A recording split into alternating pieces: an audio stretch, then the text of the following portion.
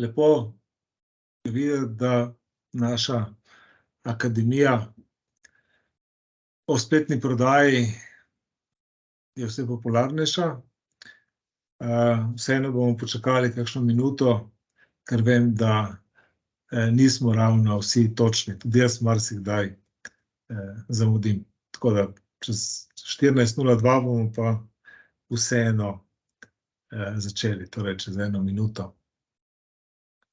Da damo še priložnost, če se še kdo prijavi.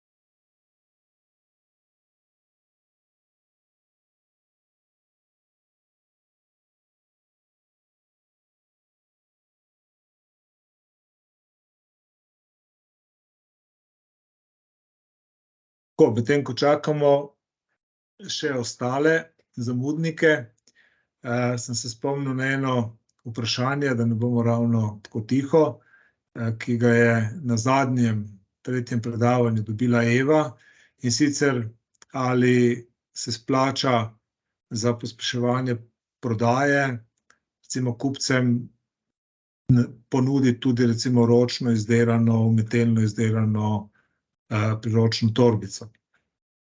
Seveda enoznačnega odgovora na to vprašanje ni. Lahko vam povem eno našo izkušnjo. Pred nekaj meseci smo s Pampersom imeli akcijo ravno s torbo, ne sicer z tako umetelno, ročno izdelano, ampak priročno torbico, ki jo potrebujejo mame in očetje, ko peljejo otroke na sprehod. No, Pampers je to akcijo najprej naredil z eno večjih trgovskih verig v Sloveniji in praktično ni bilo nobenega odziva. Nam tega niso povedali, ko so se obrnili na nas. Gledajte, imamo eno torbico in naredimo, če kupiš mesečni komplet Pampersov, dobiš torbico zastonj. Smo rekli, ja, seveda, ne, saj kupci imajo takšne stvari vedno radi. Zadevo smo objavili, za marketinško kampanjo smo rekli, saj to ne bo ne vem kaj, torbica pač je verjetno potrebna, ljudje bodo z veseljem sprejeli. Tako da smo za marketinško kampanjo namenili 50 € preko Facebooka in Instagrama. No, tisto, kar se je zgodilo, je, da praktično v 24 urah se je začela norišnica. Mame so ugotovile, da to torbico dejansko potrebujejo, da jim pride prav, da je kot naročena in da je nekaj, kar vedno iščejo. To je šlo na par forumov, ker so se zbirale in pogovarjale in beseda je se zavrtela okrog, tako da prišlo je do tega, da v Pampersu, ko so v skladišču od Pampersa, ko so morali začeti pripravljati vse to, so skladiščni delavci se pritožili na upravo, da ne jim kar oni iz marketinga pridejo pomagati, ker je preveč dela. Dejansko smo prodali in razdali, no, pravzaprav vse torbice, jih morali dobiti še iz Hrvaške in nekaj iz Avstrije, da smo v roku 10 dni, kolikor naj bi akcija sicer trajala, lahko izpolnili vsa pričakovanja. Tako da toliko en tak odgovor, ki še podkrepi to, kar je zadnjič že Eva povedala, če nekoga z nečem obdarujete, seveda ima lahko efekt, pozitivno vpliva na prodajo, ampak pri tem morate misliti, da morate podariti nekaj, kar bo tistemu, kateremu podarjate, to nekaj pomenilo. Ali zato, ker ima rad nekaj lepega in si želi recimo imeti takšno umetelno torbico, ali pa zato, ker to enostavno potrebuje v svojem življenju. Če ponudite nekaj takega, boste zagotovo lahko pospešili prodajo.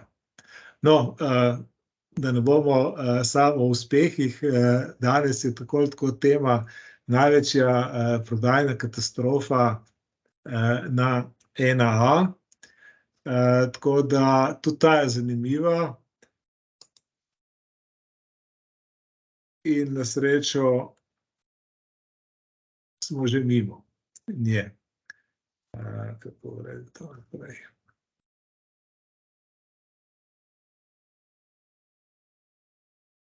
Za vse, ki ste sodelovali do zdaj, mogoče še ena zanimiva informacija.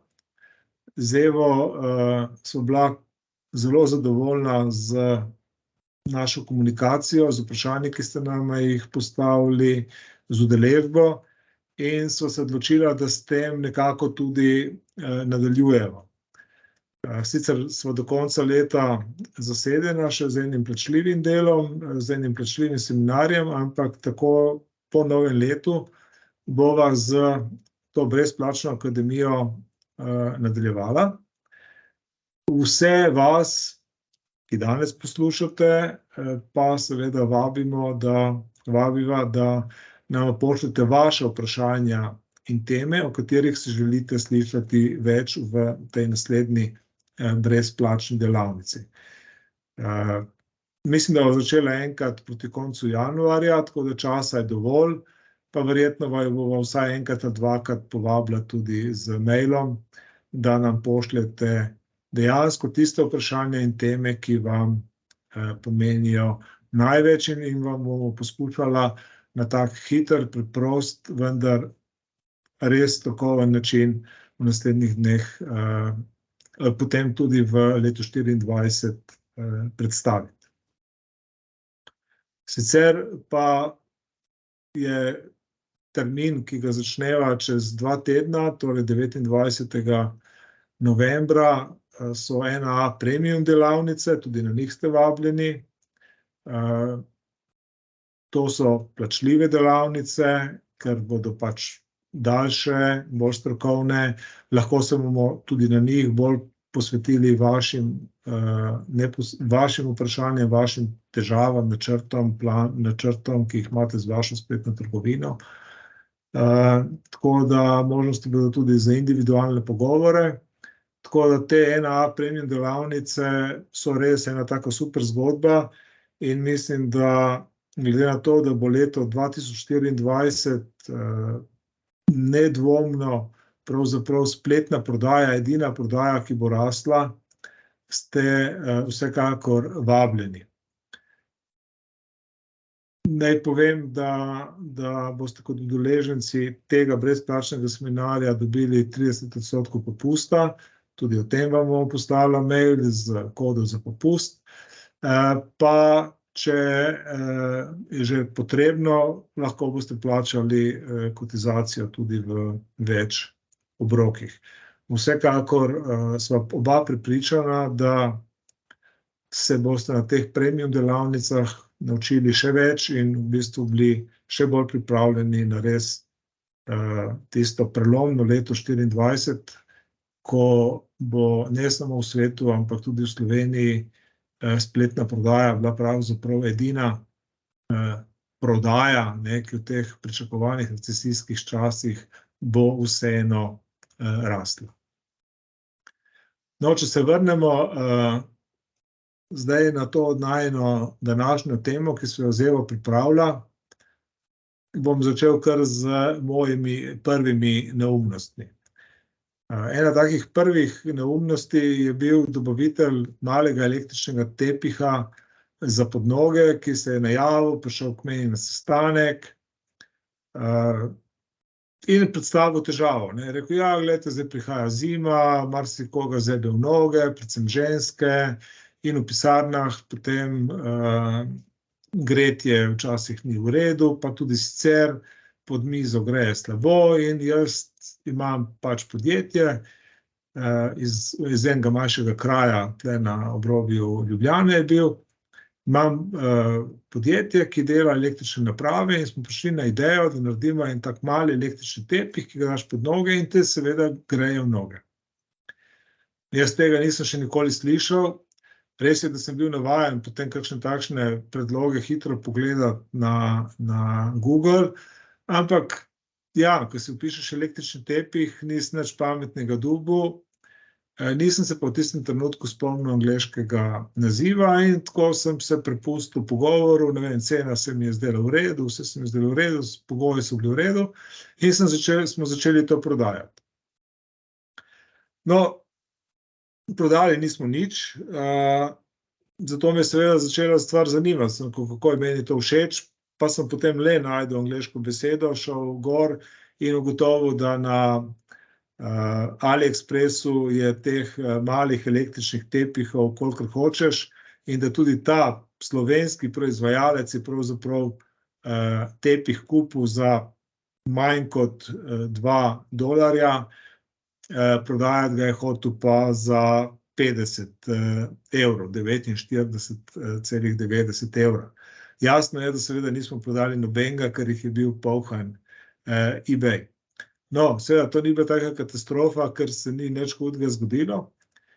Druga takšna zgodba so nastavki za pitje iz pločevinke, kjer sem tudi prek nekih prijateljev, ki so mi poslali ene svoje prijatelje, ki so tudi pa sami imeli plastično proizvodnjo in so naredili eno ogromno količino teh nastavkov, ki pač rešujejo to težavo za ljudi, ki ne želijo dati pločevinke v usta, ker je umazana in so potem zanje naredili ta nastavek. Ta nastavek ste mogoče sami opazili, v kar nekaj slovenskih trgovskih verigah so ga imeli kakšen mesec, dva in prodajali, ponujali brezplačno kot reklamo, če kupite pač eno od pijač v konzervi in potem so zginili. Mene so prepričali, ker sem videl, bil sem pri njih, proizvodnja, vse ogromne količine, torej verjetno vejo, kaj delajo in sem jih tudi dal na 1A, brez kakršnega koli drugega preverjanja. No, tudi tega nismo prodali nič oziroma skoraj nič, mogoče nekaj izdelkov vseeno šlo. Vsekakor je stvar živela samo en mesec. No, tista največja neumnost, ki pa jo še danes po firmi premlevamo, je pa prodaja magnetne zapestnice. Ne tele, ki jo vidite tukaj zdaj na vaših zaslonih, ampak ene druge. No, zgodba se je začela dokaj zgodaj. Danes, ko sem se pripravljal na to predavanje, sem šel na splet in napisal magnetna zapestnica in sem samo v Sloveniji našel več kot 100 spletnih strani, ki ponuja magnetne zapestnice, ampak takrat je bil to še relativno nov produkt.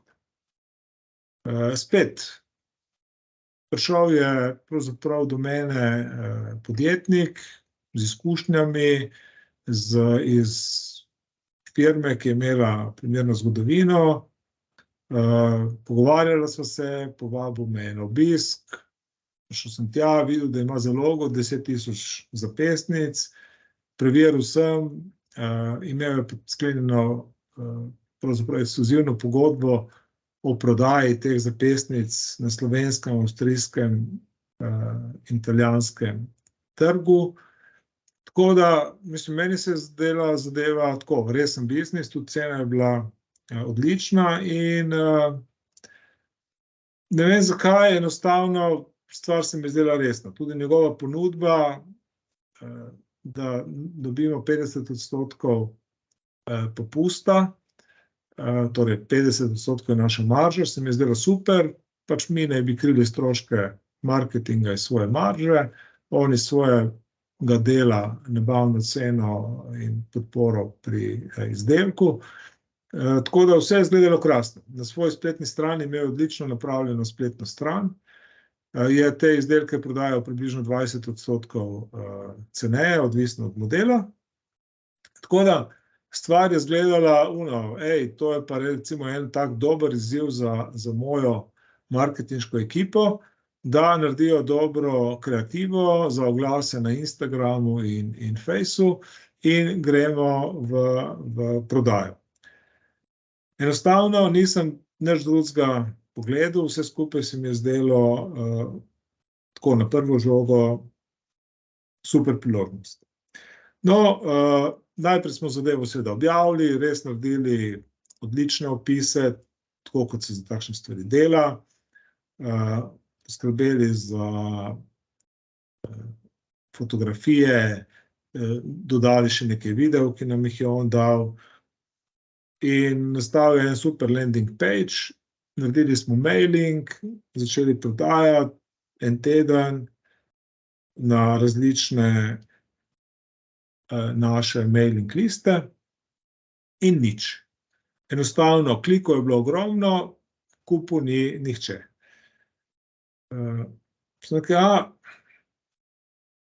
Pač to je bolj en tak, sicer izgleda zanimiv izdelek, očitno ljudje klikajo, ampak verjetno mi nimamo točno takšne publike, ker naša publika je bila v tistem času bolj tehnična, računalničarji, in dajmo mi narediti potem še malo močnejšo kampanjo na Instagramu in Fejsu, da dobimo novo publiko, na koncu super, ne, NA je v tistem času želela iti iz računalništva na širši spekter ponudbe in se nam je zdel izdelek odličen. No, damo oglase, spet, interes ogromen, nakupov ni. Ampak res, tisto nobenega nakupa, ne. To je bil zdaj že drugi teden, je zadeva laufala, imeli spet sestanke, ampak spet noben ni delal panike, ne. Sodelavci so rekli, veš, Aljoša, moramo malo počakati, to je novost, ljudje morajo preveriti. Ne gre tako hitro, ne, saj bodo začeli kupovati. No, ampak tretji teden se mi ta partner najavi na sestanek, pride, čim se usedeva, se suje na mene plaz očitkov, vi niste nič naredili, kaj je to, ni marketinga, ne to bi se moralo začeti prodajati in tako dalje. Zdaj, jaz sem se tudi na sestanek pripravil z nekaj podatki in verjeli ali ne, najbolj gledana zapestnica je imela 10.000 prikazov. Torej, 10.000 ljudi smo mi spravili na landing page ene zapestnice. Vse zapestnice, ki so se prodajale, si pa ogledalo približno 50.000 ljudi v 2 tednih in nekaj dnevih, recimo. Kar pomeni, se pogovarjamo o, 2-3 tisoč ljudeh na dan. Se pravi, pokazali smo izdelek 2 do 3 tisoč ljudem na dan, imeli kar nekaj stroška, videlo jih je 50.000 ljudi in vrago, če bi samo klike zaračunavali temu našemu partnerju, bi za to dobili 5.000 evrov po recimo Googlovih cenah. Ampak prodali nismo nič. In še sem se moral zagovarjati. Seveda sem začel tako razmišljati, kaj je narobe in vse, ne more biti narobe, pri nas je bilo vse v redu, vse je delalo. In v tistem trenutku meni klikne, začneš iskati neko rešitev, ne moreš izpasti, da ne znaš prodajati, če pa veš, da si v tem zelo dober. In ne vem, kaj, kot zadnjo rešilno binko, zalaufam eBay in vpišem ime tega izdelka, točno tisto kodo, se mi jih vrže ven, ne vem, vsaj 20-30 različnih, z ceno, ki je bila pravzaprav nižja od naše vhodne nabavne cene, se pravi, manj kot pol cene, ne. Seveda mi je v tistem trenutku postalo vse jasno, da sem zafrknil, enostavno nisem pregledal cene, lotil sem se prodajati nekaj, kar nisem znal, zaupal sem našemu partnerju in mu rekel, glej, pravzaprav te ne rabim, jaz po tej ceni, ki zdaj prodajam, lahko potem z eBaya tudi kupujem in seveda smo se razšli ne ravno prijazno. Tako da, to mi je bila ena prvih takih res močnih šol, ko sem se dokončno odločil, da štejejo podatki, ne občutki. Že prej sem gledal na podatke, zelo hitro sem šel kaj preveriti na Google in to tudi med sestanki, ampak pri temu res priznam, nisem bil dosleden. Tisti, ki me zdaj spoznajo v poslu, vejo, da se vedno pripravim z vsemi številkami. In tudi vam, tako na uvodu današnji dan, današnje predavanje, to temo, postavite si samo ta 4 vprašanje. A povečate oglaševanje, če podatki kažejo, da je to učinkovito? A prenehate oglaševati, če ni učinkovito? A kar naprej še vlečete, bom še en dan. In če hočete vztrajati, oziroma seveda morate vztrajati, če imate izdelke pri sebi na zalogi, kaj najprej spremenite? A spremenite opis, ceno, a sploh naredite karkoli? Ali enostavno vlečete na spletu zgodbo, kot ste jo zastavili, in potem poskušate zadevo rešiti nekje drugje, recimo prodati neki trgovski verigi, v veleprodajo in tako dalje. Tako da, to je ena stvar, ki mislim, da je prav, da jo boste po današnjem predavanju vsak zase dejansko razmislili, ali res upoštevate konkretne podatke, ki jih dobite, ali mislite, da obstaja nekaj več in začnete razmišljati o tem, da se pač mora nekaj izven vas spremeniti. Tista stvar, ki sem se naučil in vas učim danes, je pravzaprav pristop k spletni prodaji s podatki. Če nočete doživeti take katastrofe, kot sem jo jaz s tem človekom in s tistimi magnetnimi zapisnicami, vam predlagam, da naredite zadevo v 3 korakih. Prvi korak. Postavite si cilj. Recimo, če se lotite nečesa prodajati, razmislite, koliko ljudi bo to kupilo. Če recimo želite prodajati v Sloveniji, se morate zavedati, da je v Sloveniji 2 milijona ljudi. 3-4 leta nazaj sem delal z enim italijanskim podjetjem, ki je začelo prodajati vegansko dodatke za vegane, vegansko prehrano. Meni se je zdelo tudi tako, stran so naredili lepo in vse, ampak seveda nisem vegan, nisem imel podatkov o temu in se mi je zdelo, kje boste sploh dobili kakšne kupce, ne? No, potem so dobili, pač v Italiji so ti podatki nekako bili razpoložljivi, dobili so podatek, da pravzaprav v Italiji je 3-4 leta nazaj vsako jutro, vsak dan število veganov zraslo za 1500. Torej, vstaneš, 1500 ljudi, še danes, menda, sem šel preveriti, ker sem govoril z njimi, tudi letos, ja, 1500 ljudi vstane in postane vegano. V Italiji vsak dan. V Sloveniji bi seveda ta številka bila neizmerno manjša, recimo tako jo morate deliti z recimo 30-40, ker smo toliko manjši in pridete na 40, pa pač neke druge stvari in seveda v Sloveniji je število veganov novih na dan verjetno 20 do 30. Ampak ja, če prodajam v Sloveniji, vam predlagam, da tako, in tudi vi, če boste prodajali nekaj, če ponujete v Sloveniji, razmislite, koliko ljudi pa tisti dan, ko pride na vašo spletno stran ali pa pride na splet, sploh potrebuje vaš izdelek.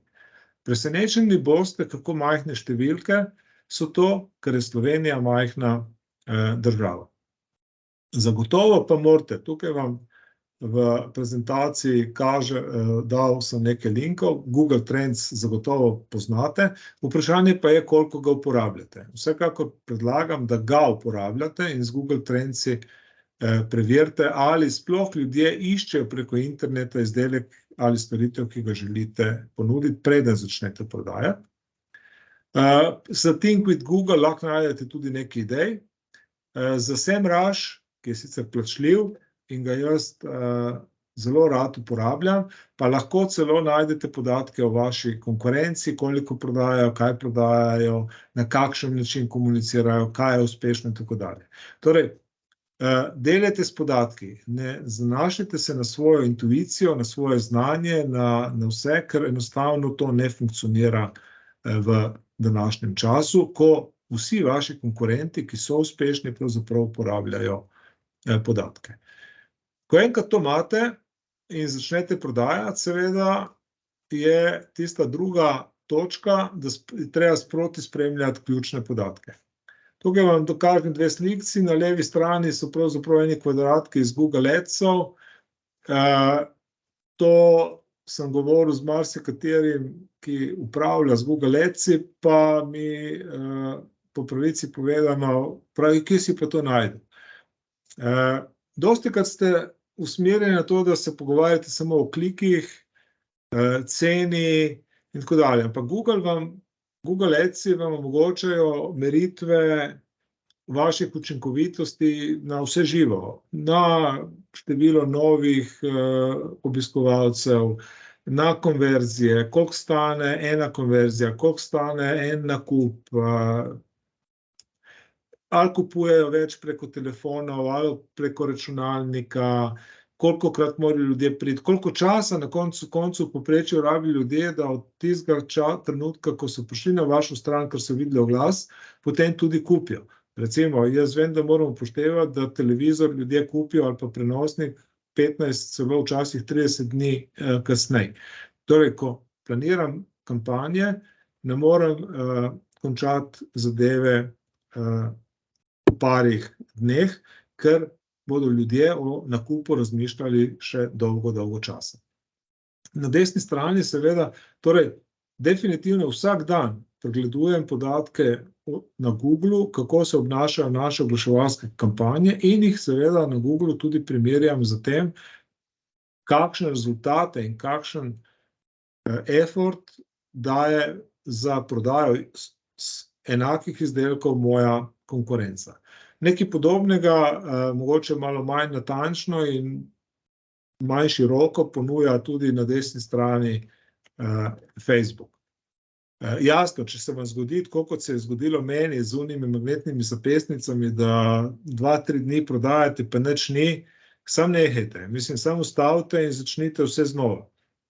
Ker enostavno nimate niti kaj več delati. Ni treba čakati 3 tedne, kot sem jaz čakal takrat. In na koncu seveda končna analiza. Se pravi, ko zaključite, če ste rekli, da boste, na začetku sem vam dal še eno besedo, da določite plan. To ste verjetno do tega trenutka že vsi spregledali in pozabili. Ampak ja, rečete, v enem mesecu ali pa v 2 tednih želim prodati 50 izdelkov, 100 izdelkov, 1000 izdelkov. Postavite si cilj. Zaključite termin, recimo mesec dni, ko ste si ga zastavili, naredite analizo. Ali ste prodali toliko, kot ste planirali? Ali ste prodali več, manj? Zakaj ste prodali? Naredite pa seveda podrobnejšo analizo. Koliko kupcev je to kupilo? Da ni recimo en kupil skoraj vsega. A so to kupovala podjetja, posamezniki, a so moški, ženske, starejši, mlajši? Analitika na Googlu, na Adsih in tudi ostalih orodij vam daje možnost, da ne samo pregledate sebe, ampak tudi, kaj ste vi dosegli, ampak primerjate tudi, kaj so vam konkurenti dosegali. Tako da, naredite analizo in potem šele naredite plan za naprej. Moj nasvet tukaj, učite se samo na dobrih primerih. Če ste naredili totalen fail, tako kot sem ga jaz naredil z unimi magnetnimi zapestnicami, pozabite. Ne se učiti na slabih primerih, učite se vedno na dobrih. Če bi Luka Dončić se učil tako, da bi razmišljal, zakaj kdaj ni zadev koša, ne vem, če bi danes bil tak dober košarkaš, kot je. Vedno gledajte in se učite na stvareh, ki ste jih izpeljali dobro. Tiste, ki ste jih izpeljali dobro, odlično, jih dejansko lahko še boljše. Toliko moj nasvet, zato da so ste tudi vi izognili napakam, ki sem jih jaz delal. Poleg teh sem seveda naredil še marsikatero drugo, ampak dejstvo je, če delate s podatki, zelo težko prijeti do napake. V tem trenutku pa smo na koncu. na ekranu imate, hvala za pozornost. Seveda sem pa še vedno na voljo, napišite kakšno vprašanje v chat in bom poskusil odgovoriti, če bom le znal.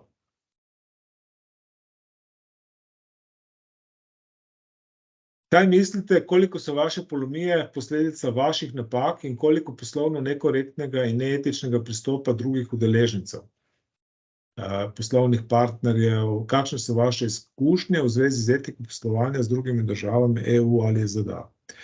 Tako bom rekel. Jaz, bi rekel, sebe, ko rečem, da sem jaz kriv, odgovoren ali da sem jaz naredil napako, seveda se ne kaznujem, ne žalujem, jemljem to kot neko osebno izkušnjo. Sem profesionalec in ja, moral bi znati oceniti te ljudi, da pravzaprav o spletni prodaji niso znali kaj dosti, da so enostavno prišli k meni v enem hajpu, aha, spletna prodaja, to je hitro, NA ima, ne vem, 100,000 ljudi na dan pride, to daš sam gor, pa se kar vse živo prodaja in tako dalje. Tako da, pravzaprav nisem nobenemu nič zameril, jaz sem se to naučil. Etika poslovanja z drugimi državami EU ali ZDA, ja, tukaj bom pa zdaj direktno povedal razliko med Slovenci in recimo ravno ZDA in EU. Kot prvo je razumevanje spletne prodaje na velikih trgih in razvitih spletnih trgih, kot so velike države Evropske unije in Združene države Amerike. Prideš pravzaprav vedno v kontakt z ljudmi, ki želijo prodajati preko spleta in jim je vse jasno, da morajo imeti dober opis, dobre fotografije, da ne morejo zavajati kupcev, da morajo dati ta pravo ceno, da morajo izpolnjevati svoje obljube glede dostave in vse, da pač tukaj failov ni, da se pogovarjamo ne več o tem, da nekako to speljemo, pa drugače se bomo že malo zmenili, ampak da mora biti vse perfekt. Enostavno izven Slovenije moram reči, da vsaj jaz nisem naletel nikoli na ljudi, ki se vsega tega ne bi zavedali, in je res zelo lepo delati z njimi. V Sloveniji pridem ponavadi v kontakt z ljudmi, tudi z direktorjem velikih podjetij, ki mi še danes, v tem letu 2023, reče, bo ta spletna prodaja res še šla, a se vam ne zdi, da bo šlo enkrat slabše in tako dalje. In potem, ko jim rečeš, da morajo narediti opise, se čudijo. Ko jim rečeš, da čakajte, dobavni rok, to morate takoj delati, to morate biti točni. Ja, pa saj, če en dan zamudimo, se to nič ni. Ko jim rečeš, da na Amazonu nimajo šans, da prodajajo, si mi nočemo na Amazonu prodajati, tam prodajajo samo unika poceni prodajajo. Tako da v Sloveniji se žal zelo pogosto soočam z trgovci, z ponudniki, ki pravzaprav vidijo v spletni prodaji ne priložnost, ampak neko težavo, ki jih pravzaprav onemogoča pri tem, da bi se šli neko takšno osebno prodajo na pol, pa prodajali recimo velikim trgovskim verigam, velike količine in tako dalje. Dostikrat sploh nimajo občutka, kako velika je Slovenija in da recimo Slovenija, koliko recimo televizorjev, prenosnikov tega se proda na dan in delajo svoje. Naslednje vprašanje, katere vire, trgovine, izdelkov je treba preverjati, da se izogneš pastem. Zagotovo pogledam eBay, pogledam Amazon in pogledam AliExpress. To je za tisto, kar jaz rabim. Zato, ker se recimo pravzaprav vsaj na NA ne ukvarjam z prodajo športne ali pa modne obutve ali pa tekstila, majic, česarkoli. Če bi se s tem, bi seveda šel tudi na primerne spletne strani z temi izdelki. Če bi se ukvarjal s kakšnimi, recimo, ročno izdelanimi izdelki, bi šel zagotovo tudi na Etsy preveriti konkurenco.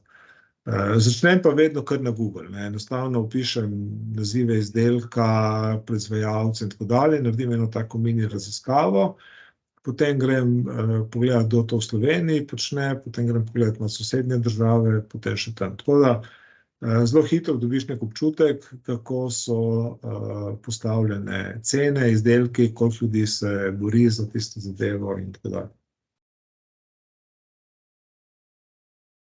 Dajte, še eden piše ravno vprašanje.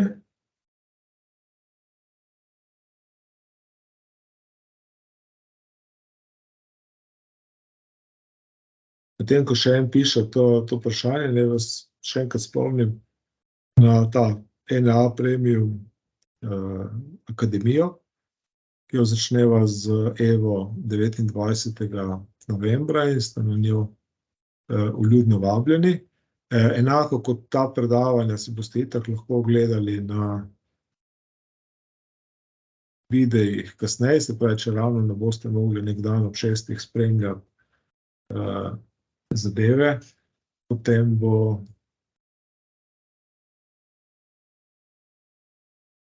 boste si lahko gledali kasneje. Kot sem rekel, lahko boste plačali s kreditom, dobili boste 30% popusta, ko sodelujete na tej akciji, v tej brezplačni akademiji. Pa še enkrat naj vas spomnim, da za naslednjo brezplačno akademijo prosim, da nama z Evo pošljete vaše predloge za teme, ki jih dejansko želite slišati. No, tako je pisal, se sam zahvalil, hvala. Ja, rad z Evo oba dva rada predavava, na hitro, rada delava z ljudmi. Enostavno mislim, da kot spletni trgovec, ki je že zelo dolgo, si zelo želim, da bi tudi Slovenija na zemljevidu spletne trgovine pomenila dosti več, kot pomeni danes, kar pomeni, da se je treba prizadevati za več znanja o spletni trgovini, za višjo kakovost storitev, opisov vsega, kar je marketinga, za večjo etičnost in za dejansko tisto odličnost v spletnem poslovanju. Zato z veseljem ne vidim, tudi če bo kdo konkurent, pravim tako, več kot nas bo, raje bodo ljudje kupovali na spletu, več kot nas bo, bolj si bomo konkurirali med sabo in bolj bomo tekmovali, zmagaš pa vedno samo s kakovostjo. Tako da delajte na temu, jaz bom zdaj tukaj na tej točki predavanje zaključil. Res hvala za udeležbo, hvala za vprašanja, hvala za udeležbo na vseh 4 predavanjih, upam, da ste se nekaj naučili in se vidimo na enih od naslednjih akademij. Ja.